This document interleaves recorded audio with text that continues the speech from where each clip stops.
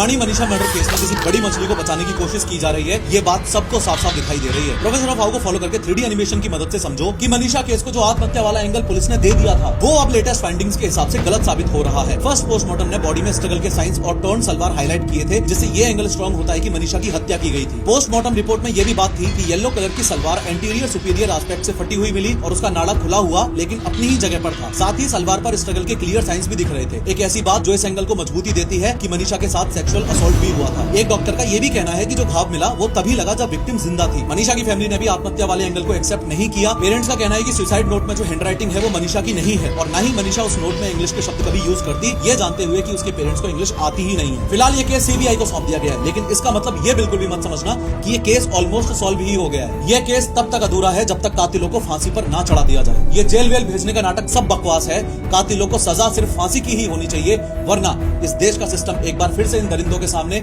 ये example set करेगा कि रेप और मर्डर जैसे हीनियस क्राइम्स के बाद भी जिंदगी तो यूं ही चलती रहेगी।